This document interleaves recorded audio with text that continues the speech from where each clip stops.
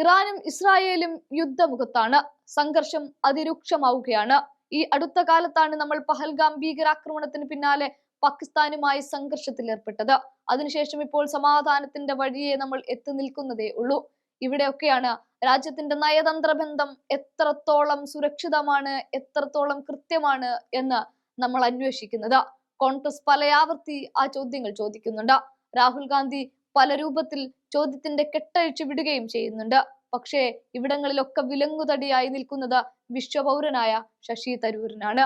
ഈ തരൂരിന് പൂട്ടിട്ടേ മതിയാകൂ. അല്ലാത്ത പക്ഷം മോദിയോടുള്ള ആരാധന മൂത്ത വിശ്വപൗരനായ തരൂർ കാട്ടിക്കൂട്ടുന്നതിനൊക്കെയും ഈ രാജ്യം കനത്ത ആഘാതം തന്നെ നൽകേണ്ടി വരും, അനുഭവിക്കേണ്ടി വരും. നീണ്ടകാലം രാജ്യം ഭരിച്ചു പല യുദ്ധമുഖത്തെയും ഇത്രയൊന്നും സന്നാഹങ്ങളില്ലാത്ത കാലത്ത് ഒരു രാജ്യത്തിന്റെയും സഹായമില്ലാത്ത വിജയിച്ച ഒരു കാലമുണ്ട്. കോൺഗ്രസ് ഇന്ത്യ ഭരിച്ച കാലമാണത്.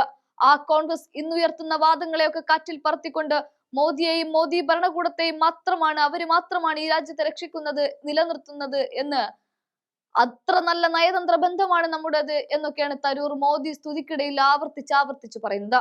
എന്നാൽ പഹൽഗാം ഭീകരാക്രമണം നടന്നിട്ട് മാസം 2 തികയാറായിട്ടും പൈൻമരക്കാടുകൾക്കുള്ളിലേക്ക് ഒളിച്ച ഒരു ഭീകരവാദിയെ പോലും നമുക്ക് പിടിക്കാനായിട്ടില്ല. അവരുടെ ചിത്രങ്ങൾ സോഷ്യൽ മീഡിയയിൽ പരന്നത് നമ്മൾ കണ്ടു. പക്ഷേ അവരെ ഒന്ന് കണ്ടെത്താൻ പോലും മോദി ഭരണകൂടത്തിന് കീഴിലെ ഇന്റലിജൻസ് സംവിധാനത്തിന് കഴിഞ്ഞിട്ടില്ല. ഇനി ഇന്ത്യ പാക് സംഘർഷത്തിൽ മധ്യസ്ഥത വഹിച്ച് ഇരു രാജ്യങ്ങളെയും യുദ്ധത്തിൽ നിന്ന് ഒഴിവാക്കിയത് അമേരിക്കയുടെ ഇടപെടലാണ് എന്ന് അമേരിക്ക ലോകരാജ്യങ്ങൾക്ക് മുന്നിൽ വിളിച്ചു പറയുമ്പോൾ അതിനുത്തരവും ഈ സർക്കാർ പറഞ്ഞിട്ടില്ല. ഒരു രാജ്യവും ഇടനിലക്കാരനായി നിന്നിട്ടില്ല എന്ന് തരൂർ പറയുമ്പോഴും പിന്നെ ട്രംപിന്റെ ട്വീറ്റ് എന്താണ് എന്നതിന് യാതൊരു ഉത്തരവുമില്ല. 7 സംഘങ്ങളിലായി 55 പേരടങ്ങുന്ന സംഘം 13 രാജ്യങ്ങളിലേക്ക് പോയി. ശശി തരൂരും അതിന്റെ തലപ്പത്തുണ്ടായ വാർത്ത ദീർഘദിവസം നമ്മൾ ചർച്ച ചെയ്തതാണ്. അത് അവിടെ തന്നെ നിൽക്കട്ടെ. ഈ പ്രതിനിധി സംഘങ്ങൾ പോയത് കൊണ്ട് ഇന്ത്യക്ക് പ്രത്യേകിച്ച് എന്ത് ഗുണം കിട്ടിയോ എന്ന ചോദ്യത്തിന് ഉത്തരമില്ല. പാകിസ്ഥാനെതിരെ ഏതെങ്കിലും ഒരു രാജ്യം നിലപാടെടുത്ത് ഇന്ത്യക്കൊപ്പം ചേർന്നോ ഈ പ്രതിനിധി സംഘത്തിൽ പോയതിന് പിന്നാലെ? ഇല്ല.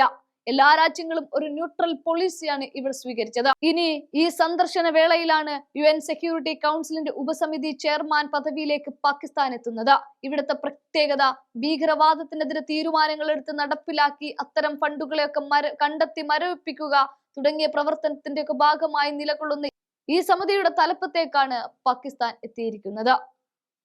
ഭീകരവാദത്തെ പ്രോത്സാഹിപ്പിച്ച് അവർക്ക് ചെലവും കൊടുത്ത് വളർത്തുന്ന പാകിസ്ഥാന് തടയിടാൻ ഈ പ്രതിനിധി സംഘത്തെ കൊണ്ട് സാധിച്ചിട്ടില്ല.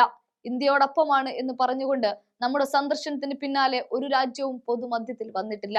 പിന്നെ എന്ത് നേട്ടമാണ് തരൂരിന്റെ മോദി സ്തുതി പാടലിന് ഉണ്ടായിരിക്കുന്നത്?